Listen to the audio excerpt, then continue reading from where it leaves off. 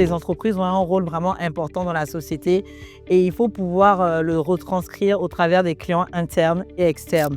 Sur quelle base ils recrutent et quelle est leur vision plutôt, bien sûr, pour l'avenir et pour que les jeunes puissent s'intégrer facilement dans l'entreprise et dans le système sociétal.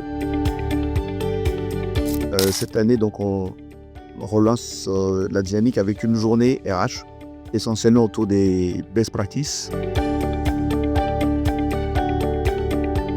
Aujourd'hui, je pense qu'on est là justement pour partager ce que chacun fait chez lui, pour va nous inspirer les uns aux autres.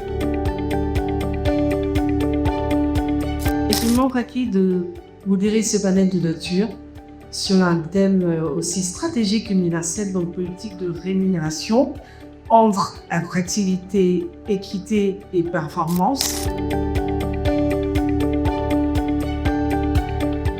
Quand parlons du freelancing, en fonction de vos activités, et notant la rareté justement des compétences, on ne veut plus garder les compétences qu'on n'utilise pas de façon pérenne, on ne veut plus les garder en entreprise.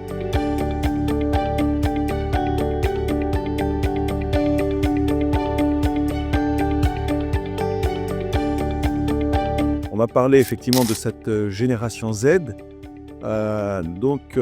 de cadres et de jeunes talents en fait, sont nés entre 97 et 2012. Face à nous, désormais, une génération qui est très agile, qui est en perpétuelle recherche de sens, d'impact, d'évolution rapide dans tout ce qu'elle fait.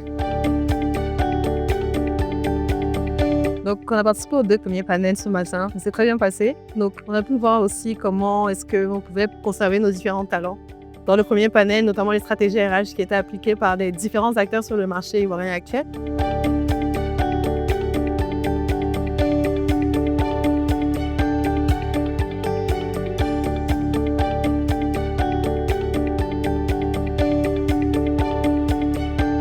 Vraiment, ce qu'on a pu dire et qui pour moi est vraiment important, c'est que plus que jamais, la marque employeur ne doit pas seulement séduire les collaborateurs, elle doit également les éduquer, elle doit également impacter la société. Donc c'était une journée très enrichissante, beaucoup de sujets qui nous touchent, qui touchent de façon générale et les collaborateurs et la société, parce que l'entreprise, c'est avant tout une question d'hommes. On a compris, il y a déjà 40 ans qu'il n'y a aucune entreprise qui peut réussir si on ne comprend pas l'art des personnes qui en font partie.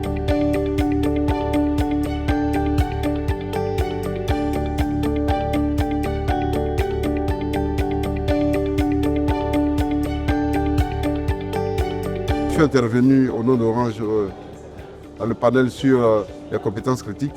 Au cours de ce panel, j'ai expliqué la politique de détection des compétences critiques au sein d'Orange Côte d'Ivoire et quelle est notre politique pour les fidéliser. Je pense que cette conférence autour des directeurs d'RH, des CEO, permet de comprendre la nécessité justement stratégique de ressources dans nos organisations.